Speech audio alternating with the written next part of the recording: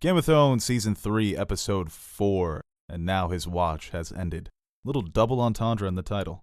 Don't even ask me how. Ooh, Hova! Yeah, like I said last week, hell of an episode. I think this was going to be, I'll say it now, my first 10 of the season? Of the season. In a while, too. I think we need to hash out what constitutes a 10, honestly. Because I think there are different levels to 10. There is. 10 plus? Yeah, one 10 can be better than another 10. You're getting into the decimals. Unless you want to go binary. You just want to do 1-0 for Game of Thrones? I mean... A lot of ones. Yeah. Not many zeros. How many would you say right now? Ones and zeros so far? There's been no zeros. Well, for the whole show? For the whole show, yeah. 7 zeros. How many episodes in Season 7? Oh, you're the fucking worst, huh?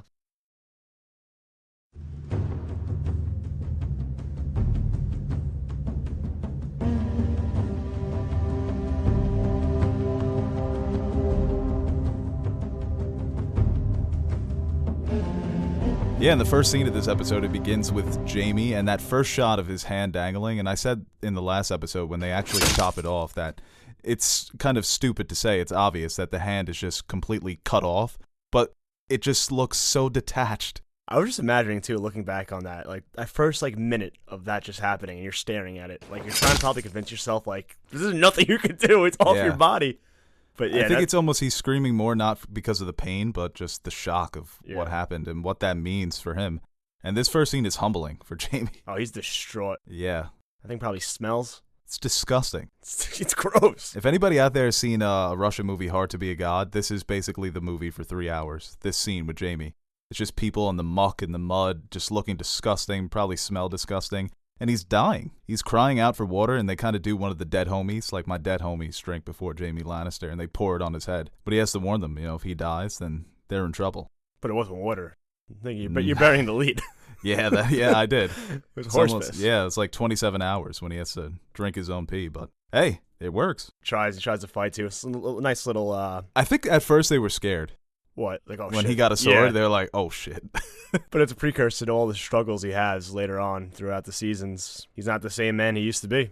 I think it's a little more than just his left hand here. He's in bad shape to begin with. And you see Brienne trying to have his back too. It's very nice. Yeah, she's sticking up for him. I mean, Jaime never learned to fight with his left hand. That's a weakness in his game. And it was exposed. You look at some of the best players. Ron goes left all the time. This is not where it ends for Jaime in this episode. They go back to this, how he is dying both physically and mentally, in a way. He's dying on the inside. And now we see in this scene, it's when Varys tells Tyrion the story of how he was cut, his most humiliating moment of his life. But it's really a moment that just defines Varys. It led him to where he is now. Yeah, he probably wouldn't have been the same man, so it's kind of, in a weird way, helped him, propelled him to this position, because he had to learn how to steal and maneuver on the streets, and finding out that knowledge is more valuable than what's in a man's purse. And that's what he based his whole spy empire on, his knowledge. Tyrion comes to ask Varys about proof of his sister's intentions on that night on the Blackwater. And it was Varys that alluded to Cersei being the one who sent them earlier in the season, right? Yes. Yes, it was. He's doing something. That spider. He's always making webs. Yeah, and just going back to Varys' childhood where he became a great thief, and like you said, he has the line that the content of a man's letters are more valuable than the contents of his purse, and he develops that relationship with Illyrio. And it's an incredible rags to riches story, and like we said, what happens to him with the sorcerer, it allows him to focus his intentions on fighting for the greater good, at least in the show, because we think in the book he has different motivations. But I think specifically in this episode, they really show us that Varys is working for the greater good, that he doesn't have any ulterior motives, even with his scene with Olenna. And in this scene, he talks to Tyrion, he tells him that patience is a virtue, that that's how you garner influence in this world, that you need to be patient in order to crush your enemies. And we see that he's found the sorcerer that cut him. It's a disturbing scene, honestly. Yeah, I mean, that guy looks like he had better days. Yeah. But hey, don't go around messing with people's bits, all right? Yeah, and stem and roots. You won't find yourself in this situation, you old freak. Never know when those people are going to kidnap you 20 years later. And here, Varys and Tyrion, it's another example of them strengthening their relationship. It's Varys opening up to Tyrion, telling him his most vulnerable moment. So it kind of helps Tyrion trust Varys and vice versa moving forward. It's just the fact that Tyrion is even coming to Varys. He even says it in the book at one time where he's thinking to himself, why do I even trust Varys? I don't know, but I consider him a friend. So this moment of opening up, it's just another building block for that relationship. And here we have a short scene up north with the Night's Watch where we get an update on what they're doing. It's a comical moment between Gren and Ed. The Night's Watch has been built up to these young men as this honorable order of fighters. They're protecting the realm. They learn how to fight. They're fighting monsters and wildlings. And Ed talks about how it's mostly just shoveling. Yeah. It's people trying to kill you, and when they're not trying to kill you, you're shoveling. Hey, do you think Rast is happy about their current situation right now? Listen, he's having a tough time. Yeah. He doesn't have much to eat. Okay.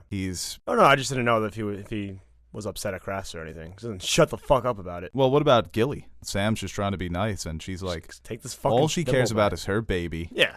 It's a nice thimble. What is that, ivory? Yeah, I mean, she could sew some nice hats Yeah. for her baby. Mm-hmm. Up until season 7, the baby didn't have hair. So Or grew.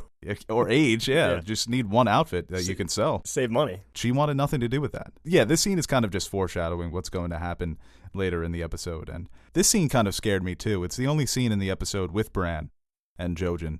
But Bran is having another one of his visions, and he's once again chasing the three-eyed raven, and the three-eyed raven flies to the top of the tree, and Jojen tells him you have to climb to find it. And when Catelyn appears the first time I saw this, I was kind of scared. She's frightening here. Yeah, she's freaky. Yeah. Yeah. But Once again, it's one of those moments, it's a traumatic moment in his life that has led him down the path that he's currently still on, similar to Varys. We see that a lot in the show. And speaking of Varys, we were here talking with Roz. Getting some information. She got something here. But they start with the Podrick joke, Okay, yeah, which that's is right. hilarious. And Roz doesn't even know. She said what he did to them, they described it as indescribable.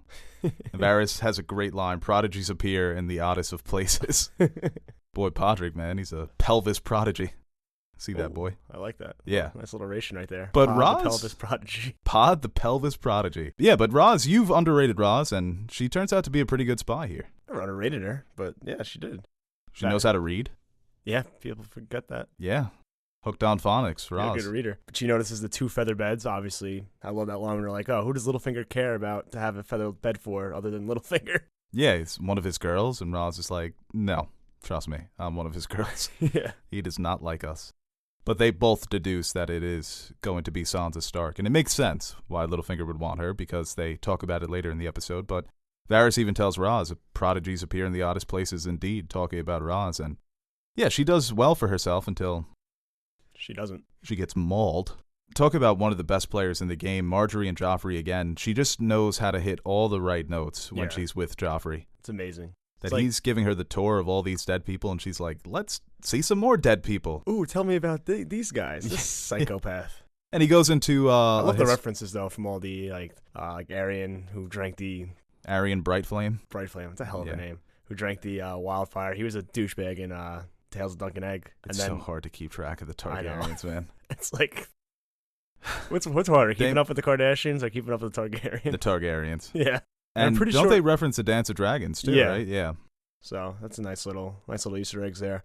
And yeah, But she the best part about this scene is Cersei and Olenna. Yeah. Because you're thinking in this scene that Cersei has some respect for Olenna, that there are things that she can learn from her. And Olenna's kind of putting up an act, too, talking about how we try to keep our sons from the grave, but they do yearn for it, and that the world belongs to them. Or that it's a pity that the world belongs to them. They're showing their intelligence, but they're also being coy with each other. Yeah, they're putting on a facade, and we see Marjorie hyping up Joffrey. Like, you know when you got like your boy to talk to a girl at the bar? It's like, yo, go, come on, you got this. You got Yeah, this. go talk You're to the this best. girl that tried to kill you a couple of months ago. Yeah. And it's like, all right, you got this. The people love you. They love you so much, Joffrey. Look at you. You're amazing.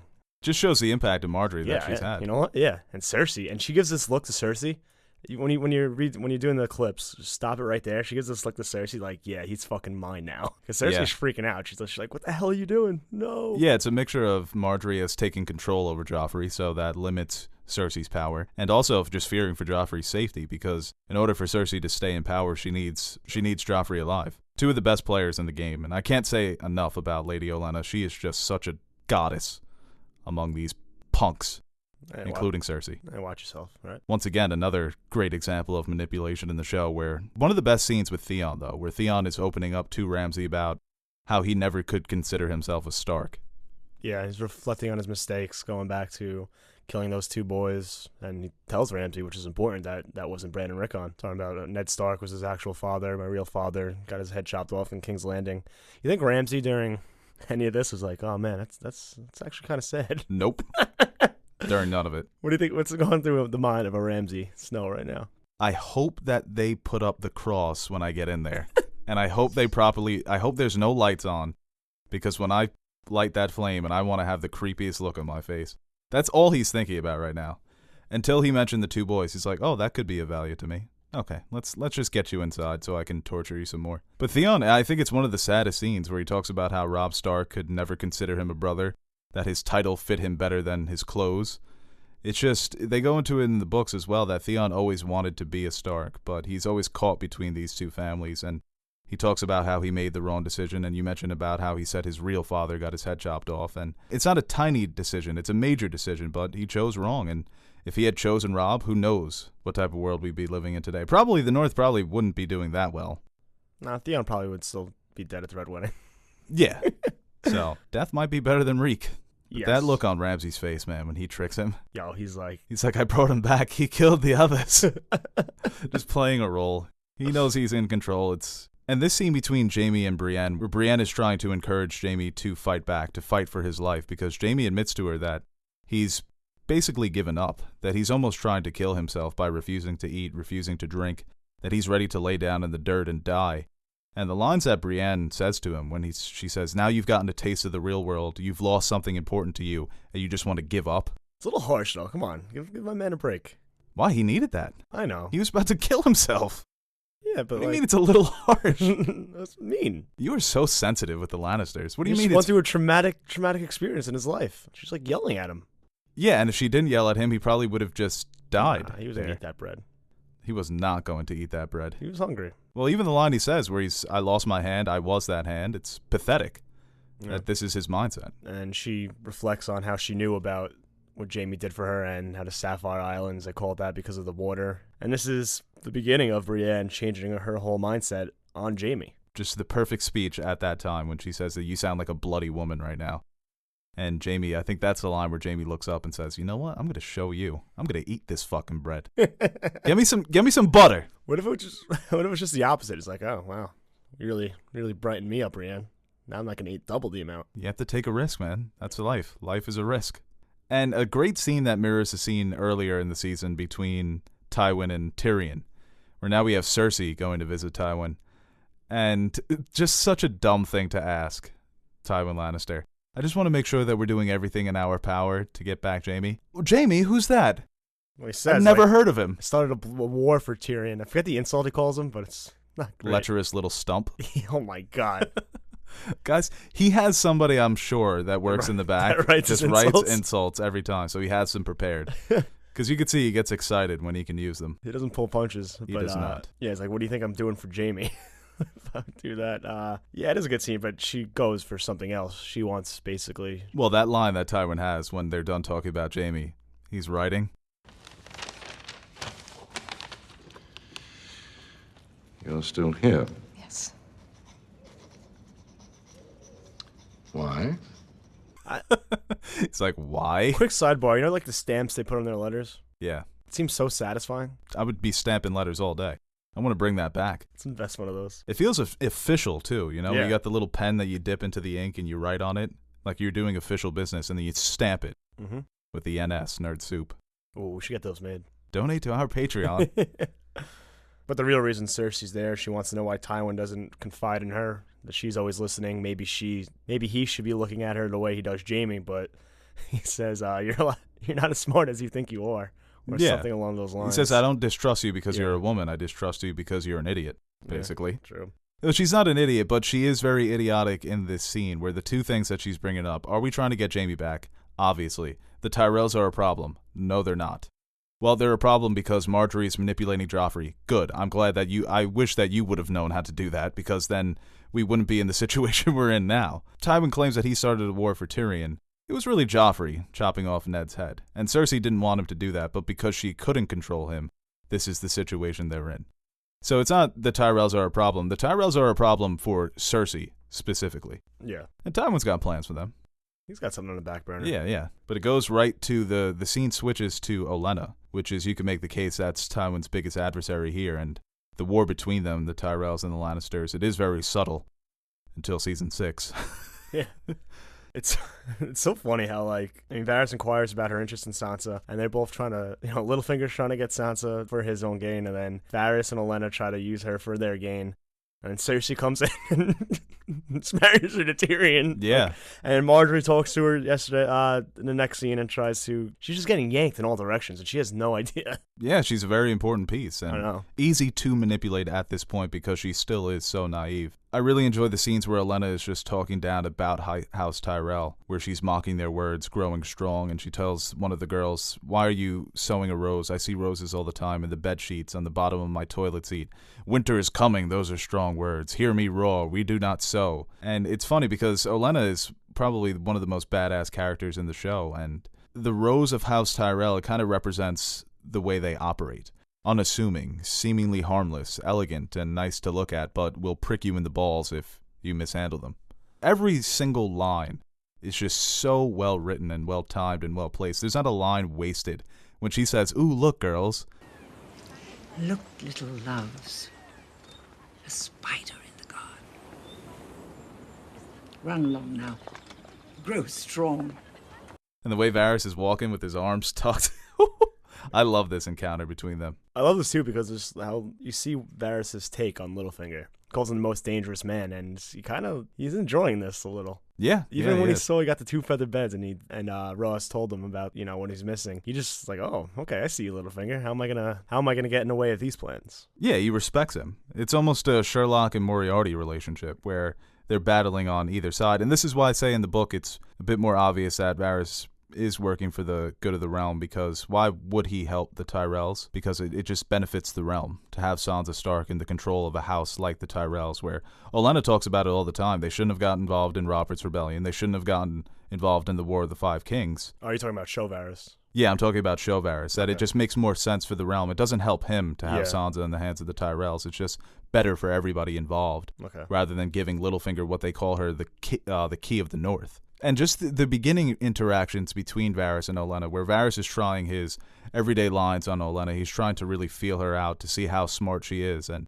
just nothing's working on her. So then he kind of picks it up to Varys' level. He thinks to himself, she's on our level. She could play with the big boys, so I'm not going to take it easy on her. It would have been an important relationship to have Sansa with the Tyrells, but... Well, I think it does two things. I think it further divides the Tyrell and Lannister. It would basically back Cersei into a corner, because up until now, she's been an important piece for them to have hostage, especially with Robb still looming. And it was a great move by Tywin to have Sansa married to Tyrion before Marjorie and Joffrey were married, so... It's the Game of Thrones, man. And Marjorie is continuing that plan in this next scene where she's talking to Sansa and she's trying to charm Sansa in the scene, which is easy to do. And like I said, that they are very subtle in the way that they manipulate. I know, I so wanted this to be like a genuine interaction just for Sansa's sake, to have a friend, but we know what Marjorie is doing here, so that kind of just... Where I think she is... She obviously craves power, but she's not an indecent person. No, she's definitely nice, but she's turning that up to like 10 right here. But we were talking about before, it's just everyone has their hands on Sansa and trying to yank her in their direction. And just sad to see it happen to someone who's been through so much, just continually be used as a pawn. Apparently, Natalie Dormer was mocked as a child for her nose. People said that she had a pig nose, so she incorporated that in the show. She told them to put it in. Oh, really? Yeah, she told the writers. Well, I want to go back and find his cousin, because... Yeah, I mean, she's better looking than Marjorie. Who the hell is she? I think she was at the Purple Wedding. No, I don't think so. Well, no, Sansa says that she has to come to your wedding and watch you get married and become the queen. So I wonder if she was sitting there in the back, a happy but really, Knowing Marjorie, this cousin does not exist. Yeah. She just made her up.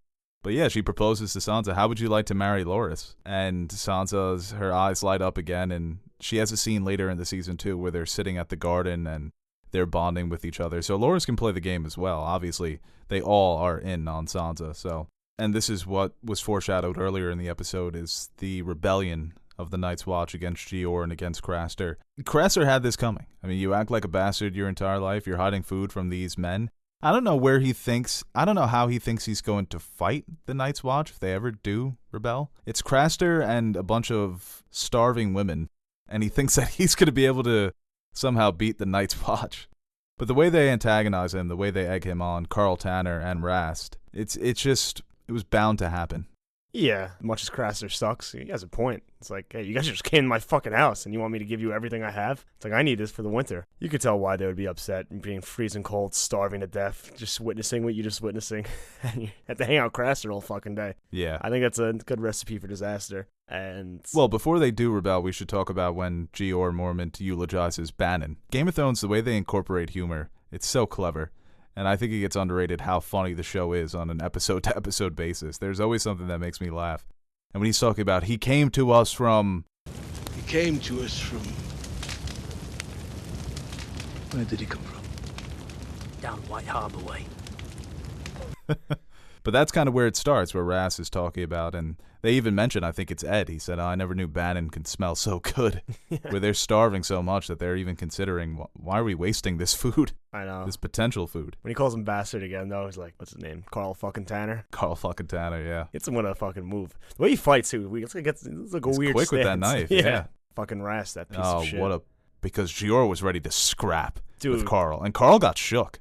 If you saw his face, I would get shook, too. He was like, oh, Big Daddy's about to fight me? And then Ras with the cheapest of cheap shots, and I wanted him to kill him so bad. oh, when he grabs him like a badass, he just got stabbed in the chest, and he turns around and puts him against the wall, and he still has the strength to do that. And when he finally dies, too, Ras like scurries over and stabs him a bunch of times. Yeah. Like, bro, shut it. Like, stop it. And Gren was ready to scrap too as soon as Jeor was stabbed. He goes right for Carl. And I feel like everyone else around him started fighting each other. Like, they didn't know whose side they they were just on. looked at each other. Yeah. Fight! Yeah. Food, fight! The then- women start fighting. They pick up axes and swords. But What'd you pour see- one out for Jeor. Yeah. The end to one of the best characters in the show. It's a bad one. I think it's worth noting, too, Craster said before all this happened that he had 99 sons, so wonder where those guys Don't are. count on it. No. We're not seeing 99 White Walkers. They're just out there. Hopefully we do. Well, during the chaos, Sam slips in, grabs Gilly. Go, We're getting out of here. Yeah, I mean, the Night's Watch I always like to imagine if some of the main characters had survived into the Great War, if the Night's Watch was still made up of Jeor and all the great men that led it before Jon got there, and if Ned and Robert had survived, if Tywin survived, how they all would have teamed up, because that's an all-star team. Yeah. You know, you're talking 96 Olympics, Oh, 92 Olympics. They don't have a chance. Yeah, right. They would go off on the Walkers with all those minds together, but it's one of the main themes of the show. It's the younger generation replacing the older generation. That would be cool to see how they all came together. Yeah, I yeah. mean, we kind of got it a little bit with Jon, Cersei, Daenerys, Jaime, but to have like the old respectable leaders of the house that, you know, I think they would put down the differences in a time of war, and just seeing like Tywin interact with Ned in a situation as dire as the Long Night would be. Or Tywin look at staring down the Night King. Oh, Robert with his That's a fucking humbling. warhammer. Yeah, get With his Valyrian fat steel on it. self. Daenerys, too. Yeah. You know, she's got her dragons. And It's like Game of Thrones the way like any normal big budget yeah. Hollywood movie would be. No Yeah. one dies and they all team up together and they win. Wouldn't be Game of Thrones, but it would have been great to see all those minds Yeah. together. But yeah, the end to Jeor Mormont, and one of my favorite characters. Great mentor for Jon, great leader. Need more men like him. When Jon's thinking to himself in Dance with Dragons, and he's looking around at all the Night's Watchmen that he has to depend on, he's thinking, where are the Jeors? Where's even Alistair Thorne? Because Thorne's not even there. You know, where's Aemon? All the great leaders of the Night's Watch are dead and gone, and I'm just surrounded by a bunch of boys. I'm 18 years old, and he's the Lord Commander of the Night's Watch. It's ridiculous. In this scene, the Brotherhood Without Banners, they're escorting the Hound and Arya and all their, not their prisoners, but their new recruits to their secret cave. Great cave. Great hideout. Hell of a cave. Yeah, it's a great cave. Yo, how dope is Beric? This Beric is a lot better than Season 1 Beric. Granted, Season 1 Beric doesn't do anything besides Yes, my lord. nod his head. Yeah. Yeah. No, he looks like such a badass. He gives a hell of a monologue. And when he steps out, This is what I was talking about, too. The writing between Beric and the Hound in this scene. When the Hound calls out, like, oh, like she's the bravest one out of all of you, and he's like, that might be, but it won't be her you're fighting. Yeah. And he hits him with that fucking pose. He's like, And the Hound looks a little intimidated. Maybe Beric has a reputation, but Beric kind of subtly hints that he's been brought back to life a couple of times. And when the Hound first sees him, he says, oh, you've had better days, and I'll never see them again. But just the back and forth there, where they're all trying to accuse the Hound of being a murderer, and he's throwing it right back at them. And he has the line, is it a crime to be born a Clegane? And he's trying to defend himself against his brother and really the people that he's had to serve his entire life. The Hound does have a code to him. And it's hard to see that because he is such a frightening person physically. And he has done terrible things. And he's known as just one of the most brutal and skilled warriors in the Seven Kingdoms. So The Brotherhood, without a doubt, are going to try and find something to charge him with, and they do when Arya speaks up. And Yeah, I mean, what was the Hound going to do in the Micah situation? Not kill him. It's a great scene in season 1 too, where Ned's like, "The butcher's boy, you rode him down." How wild is it? Like, what the hell is the Hound doing up north? Right now, It's so weird. I'm just thinking about like the Hound's journey with like the Brotherhood. I'm like, oh yeah, he was fighting White Walkers in season 7. Like, yeah. I love that. I think out of all the characters, he's had one of the best and most consistent arcs. I know. I'm just saying. He's just been all Yeah, it's over weird. the Yeah, fucking yeah. place. No, he's been everywhere. That new Elon Musk super train in Mm. Westeros. The final scene of this episode. I don't have any notes because the scene speaks for itself. Yeah. If HBO would let me, I would just play the scene. But Is it the best scene so far of season 3, it might be the best of the show? Up until this point, is this the best scene of the show? Yes, it is. Yeah, I would say so too. Yeah, and I think it's one of the top 5 scenes of the show. Easily. You could make the case it's number 1. It's so great. But everything that just goes down, everything that transpires in this scene, it's Daenerys at her best. Emilia Clarke, to people who say that she's not a great actress or that she's not even a good actress, I point to this scene because she's excellent in this. Just everything about this scene encompasses who Daenerys is. Strength and compassion. She's youthful, yet she's wise. She could be serene and explosive. In this moment, she has a controlled temperament that eventually just lets loose this awesome power that she possesses. She knows that she has an unbreakable bond with the dragons, and that Drogon isn't going to obey Master Kravis. She trades the dragon for the whip, and then she uses the whip to command the Unsullied to kill their masters. She is freeing these soldier slaves who have been tortured and tormented their entire lives to become these vicious fighters. And while she's telling the Unsullied to kill their masters, you have Master Kravis struggling to control Drogon. So it's a funny juxtaposition where you have somebody who is in complete command of what she is doing, and then you have Master Kravis kind of pulling on Drogon like he's a dog trying to walk a puppy. And he's also trying to control the Unsullied. He's saying, "No, I'm your master," but they're not having any of that. And then he demands that Daenerys control Drogon for him, and that's when Daenerys reveals that she could speak Valyrian, that she has understood everything that he has said these past couple of episodes. Valyrian is her mother tongue, the ancient language of her ancestors. It's an incredible switch by George, and it's a great move by Daenerys. Play innocent, play dumb, play coy, fool your enemy into believing in your inexperience. And just the look on everyone's face, her enemies and her allies. It's incredible. Everybody's fooled. Every time that Daenerys says Dracarys, oh, that music too, The shot with her looking up at her a little bit, and you can see in the fire battlements in and the the fire. background. Yeah, Yeah. unreal. Everything, and then the way that shot turns into the silhouette of the master, and Jorah's kind of walking past him, and the dust is everywhere, and the smoke from the fires. It's That great speech too she gives to the Unsullied, basically freeing them, saying Yeah. you can stay and fight, and then they do the hockey salute for her. they do the hockey salute, yeah.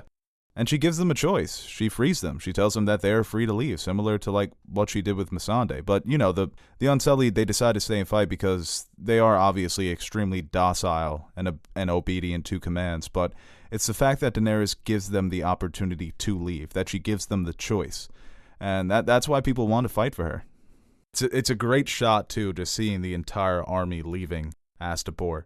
Yo, when they're rolling out, like, that's a crew. That is a squad, yeah. The She's 3 dragons, that huge army. This is what I was like, all right, let's go. She's going to Westeros next episode. So what would you give this episode out of 10? I know you've been wanting to say it. I said it twice already. 10, yeah. 10 out of 10? Such a great one. I mean, Yeah, it's a great. even if you take out that last Daenerys scene, it's still a great episode, and you put that on top, it's Game of Thrones at its best. Yeah, doesn't get better than this. Until about 3 episodes. Hey guys, thank you for watching this video, and before we go, I want to quickly thank our Patreon supporters. Without your support, we wouldn't be able to grow and evolve as a channel, so thank you for your generous pledges. If you are interested in supporting our channel through Patreon, visit www.patreon.com/nerdsoup, and you can see the different rewards we offer to our Patreon supporters. T-shirts, mugs, stickers, access to our behind-the-scenes video, and more. Thanks again for watching this video, and make sure you like, share, and subscribe to our channel. Or dislike, don't share, and unsubscribe. It's a binary world, folks.